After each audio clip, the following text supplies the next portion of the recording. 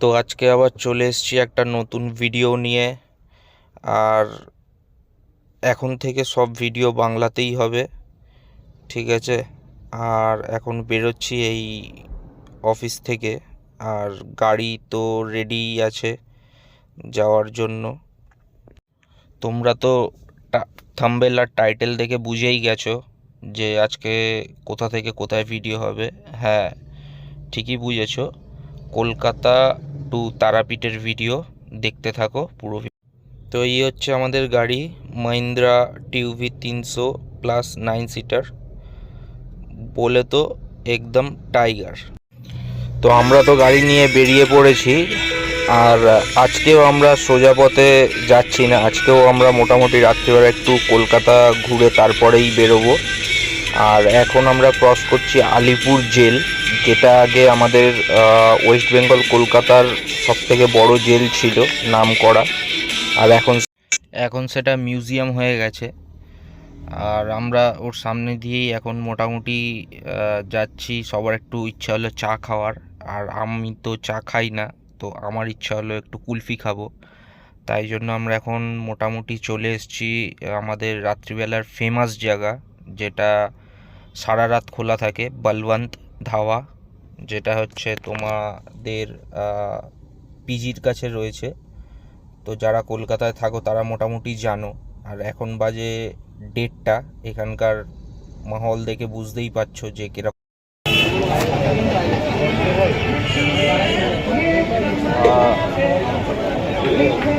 মটকা মটকা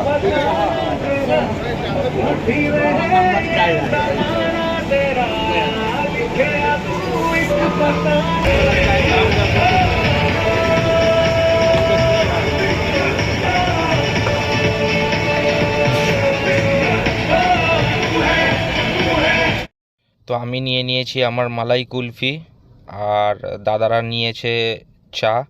তো চলো খেয়ে দিয়ে আবার তোমাদের সঙ্গে যেতে যেতে কথা হচ্ছে। তো আমরা ওখান থেকে খাওয়া দাওয়া কমপ্লিট করে চলে এসেছি NH2, বা বলতে পারো তোমরা দুর্গাপুর হাইওয়ে।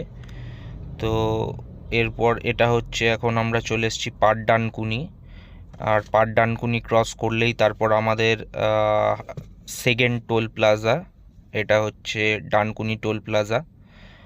আর এই অন্ধকারে তোমাদেরকে কী বা দেখাবো, কী বা বলবো, তো যেইটুকুনি যেখান দিয়ে যাবো সেইটুকুনি দেখাবো। চলো দেখতে। আমরা মোটামুটি ডানকুনি টোলের পরে 50-55 কিলোমিটার ক্রস করে আমরা এখন চলে এসেছি পালসির টোল। তো পালসির টোল আমরা ক্রস করব এবারে। আর রাস্তা খুবই সুন্দর, যেটা আগে ছিল তার থেকে তো এখন অনেক বেটার। আর রাস্তা তোমরা দেখতেই পাচ্ছ কতটা কি চওড়া না চওড়া। তার কারণ হচ্ছে দুর্গাপুর হাইওয়েটা পুরোই এখন কাজ চলছে। তার কারণ আগে রাস্তা ছিল 2 ওয়ে, এখন সেটা 4 লেন 5 লেন করা হচ্ছে। তো মোটামুটি আমরা এখন চলে এসেছি নবাবহাট। নবাবহাট মানে হচ্ছে শক্তিগড় থেকে প্রায় প্রায় 10 কিলোমিটার পরেই হচ্ছে নবাবহাট। আর নবাবহাট থেকে আমরা এখন ডান দিকে রাস্তা ক্রস করে ওপারে যাচ্ছি। আর ওই পারের রাস্তাটা হচ্ছে গুসকরা রোড, যেটা তোমার সিধা একদম বীরভূম বোলপুর শান্তিনিকেতন যাচ্ছে।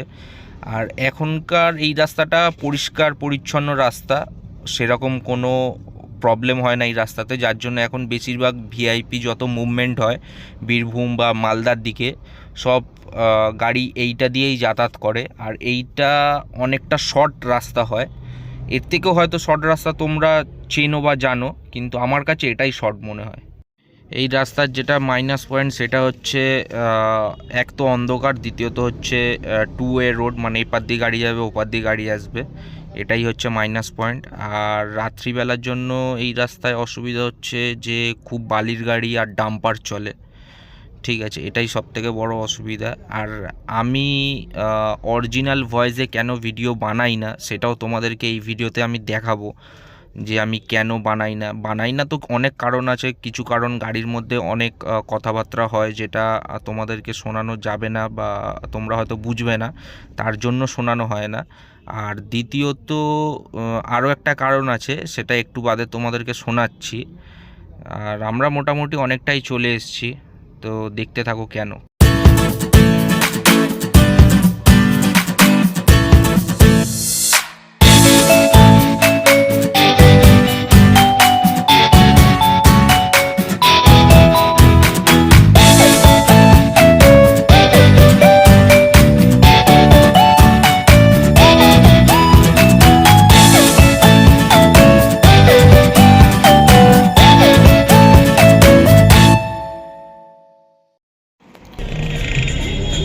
গাড়িতে কিভাবে নাক ডাকছে দেখো, যেন মনে হচ্ছে কোনো মোটর চলছে।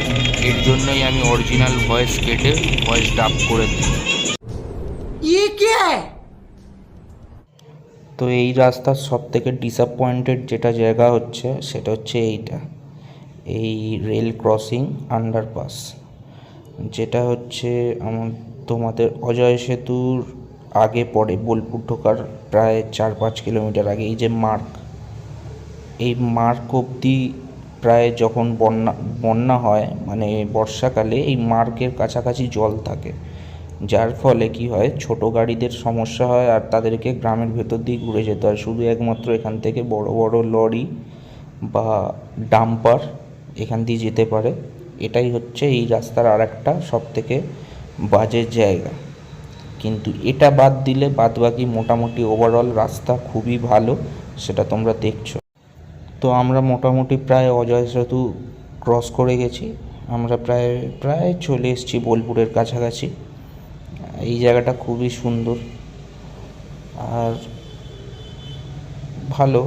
এটা হচ্ছে শান্তিনিকেতন, ডান দিকে চলে যাচ্ছে এই রাস্তাটা, একটুখানি গেলে চারমাথা মোড় থেকে। তো আমরা চলে এসেছি বোলপুর শান্তিনিকেতন, আর এই রাস্তাটা খুবই সুন্দর লাগে, খুবই ভালো লাগে, তোমরাও ভিডিওতে দেখলে বুঝতেই পারবে। আর এই রাস্তাটাই সোজা চলে যাচ্ছে সাঁইথিয়া আর সোনাঝুরি হাট, যেটা শনিবার রোববার করে বসে। আর এই বট গাছটা তো কি সেরা লাগে দেখতে, হেব্বি সুন্দর।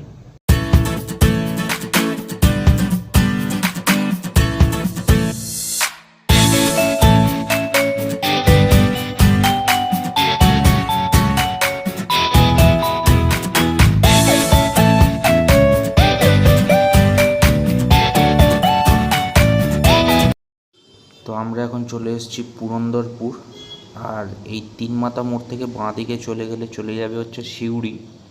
আর আমরা ঘুরে গেলাম ডান দিকে ঘুরেই আবার আমরা বাঁ দিকে ঘুরে যাব। বাঁ দিকে ঘুরে গেলেই আমরা সোজা এখান থেকে আরও মোটামুটি 10 কিলোমিটার মতো গেলে আমরা পেয়ে যাব সাঁইথিয়া। তো চলো আগে আবার কথা হচ্ছে।